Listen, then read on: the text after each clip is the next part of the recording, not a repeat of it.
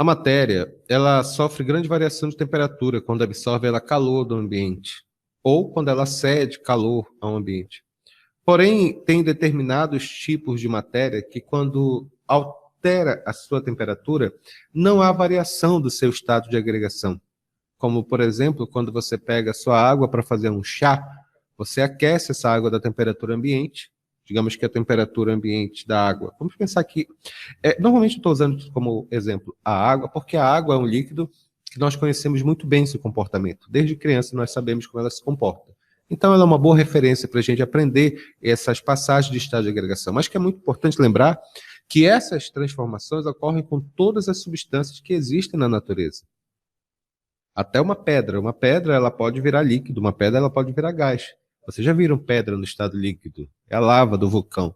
E no estado gasoso é quando a temperatura aumenta mais ainda. Então essas transformações da matéria de sólido, de líquido para vapor, e o contrário também, elas ocorrem com todas as substâncias que existem na natureza. No caso, a gente está falando da água, porque a água a gente conhece o comportamento dela, a temperatura ambiente. Voltando aqui à história, a água a temperatura ambiente em laboratório não é uma frase que eu estou inventando, significa um valor, que equivale a 25 graus Celsius como a pressão de uma atmosfera. Essa pressão chama-se pressão atmosférica normal, que é essa que nós estamos vivendo. A água a 25 graus Celsius, ela está em que estado? Ela está no estado líquido. O interessante é que tem uma grande margem até que a água se transforme, por exemplo, no estado gasoso. Você pode, para fazer um chá de hortelã, você pode aquecer uma água, uma temperatura, por exemplo, de 70 graus Celsius. Ela vai ficar bem quente, mas ainda vai estar em que estado?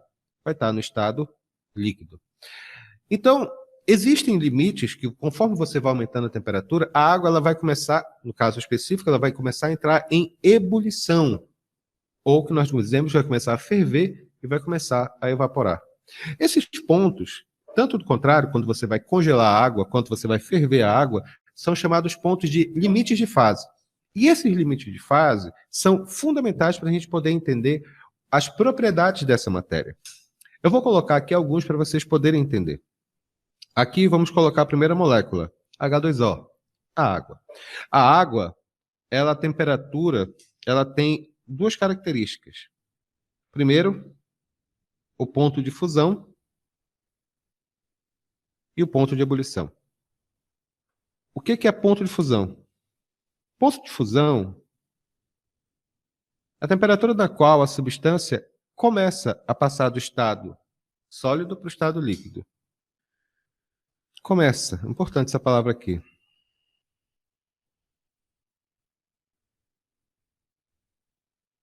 A passar do estado sólido para o líquido. Eu falei começa a passar do estado sólido para o estado líquido, porque essa transformação ela não é, de modo geral, né, ela não é instantânea. Você demora, por exemplo, você pega um gelo, você deixa em cima de um pires, a temperatura ambiente, ele vai começar a derreter, tanto que você vê o gelo se transformando em água no estado líquido. Mas não é instantâneo. A temperatura demora pouco a pouco, porque, como eu lhe falei anteriormente, quando chega numa temperatura superior a 0 graus Celsius, ele começa a derreter. Mas demora, porque toda substância ela tem que modificar a matéria. Bom, o estado de agregação, no caso específico, né? Isso aqui é ponto de fusão. O que é ponto de ebulição?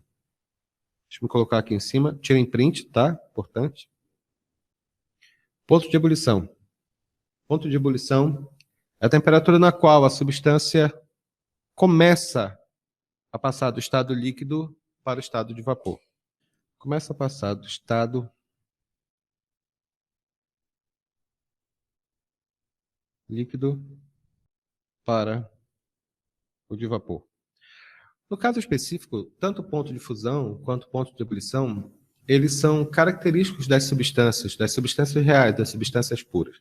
Embora a gente vá ver mais tarde qual a diferença entre substância e mistura, é importante lembrar que substância é o tipo de composto que tem as mesmas propriedades o tempo todo, ou seja, não é uma mistura de compostos diferentes.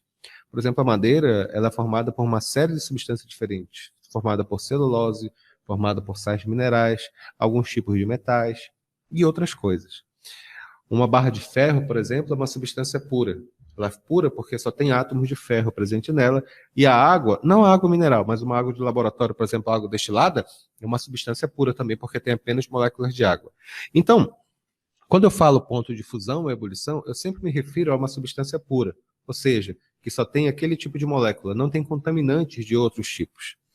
No caso específico aqui, deixa-me colocar uma pequena tabela para podermos entender esses detalhes. Aqui, relativo aqui à água. A água, eu vou colocar aqui, vou fazer uma tabelinha, tá bom? Ponto de fusão, vou chamar a partir de agora PF, tá? Não é prato feito, tá bom? Ponto de fusão e ponto de ebulição. Vamos colocar aqui esses limites de fase. O ponto de fusão da água é 0 graus Celsius. E o ponto de ebulição da água é 100 graus Celsius. Ponto de fusão, ponto de ebulição. O ponto de fusão, como eu falei, é a temperatura na qual a substância começa a passar do estado sólido para o estado líquido. Significa que, em temperaturas inferiores a 0 graus Celsius, só um minuto, por favor. Significa que, em temperaturas inferiores a 100 graus, a 0 graus Celsius, a água vai estar em que estado? Sólido. Entre 0 e 100 graus Celsius, ela vai estar em que estado? Líquido. E superior a 100 graus Celsius, vai estar em que estado? Vai estar no estado de vapor. É muito importante definir isso. Por exemplo, se eu perguntar para vocês, a 25 graus Celsius, que é a temperatura ambiente de laboratório, a água vai estar em que estado físico? Aí você fala, 25 graus Celsius está por aqui. Vencedor, está no estado líquido? É bem simples de relacionar. Observem esse outro caso aqui, olha. Álcool etílico. Álcool etílico é etanol. Esse etanol que nós utilizamos muito ultimamente para limpar as mãos, lavar nossas mãos. O ponto de fusão, vamos lá, colocar. Ponto de fusão, ponto de ebulição. O ponto de fusão do álcool etílico... Deixa eu colocar aqui bonitinho, tá? Ponto de fusão, ponto de ebulição.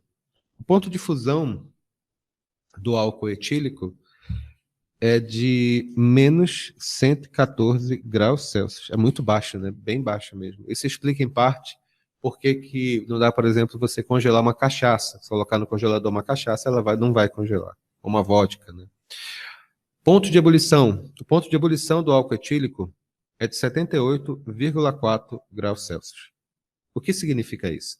Significa que em temperaturas inferiores a menos 114 graus, o álcool etílico vai estar em que estado? Sólido.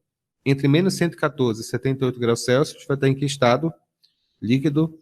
E superior a 78,4 graus Celsius, vai estar em que estado? Vai estar no estado de vapor. Por exemplo, se eu fizer uma mistura de álcool com água, a gente percebe que vai evaporar primeiro o álcool, porque o álcool ele tem ponto de ebulição mais baixo, então ele evapora mais facilmente. Vamos verificar uma outra tabela, por exemplo. Vamos colocar aqui o cloreto de sódio. Sal de cozinha, né? Mesmo raciocínio. Ponto de fusão e aqui ponto de ebulição.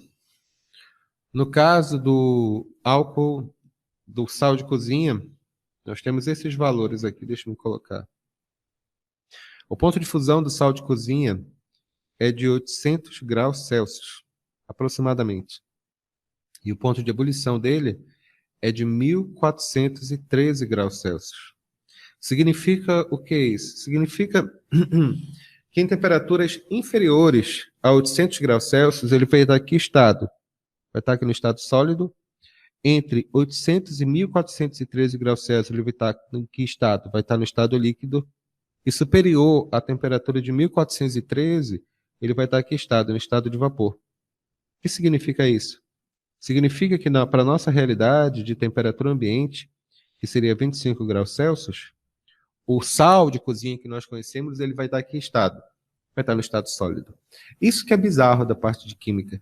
Você lembrar que as substâncias que existem na natureza, elas podem estar em diferentes estados físicos, dependendo das condições que elas se encontram. Ou seja, em planetas diferentes da Terra, as substâncias que nós conhecemos, elas vão estar em estado completamente diferente do que nós vemos no dia a dia. Porque a temperatura e a pressão e as condições em que elas são expostas são diferentes.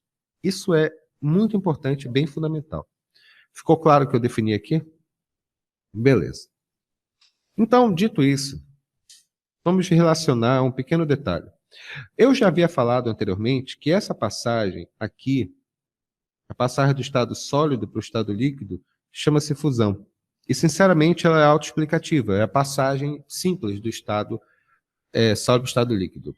Fica mais chique quando a gente está passando do estado líquido para o estado de vapor. Porque, embora o nome seja vaporização, isso não mudou nada do que eu expliquei, do que eu falei, existem dois casos especiais de vaporização que eu gostaria de explicar, que é cobrado em vestibulares. O primeiro caso chama-se ebulição e evaporação. Deixa eu me explicar, por favor. Anotaram? Muito bem, vamos lá.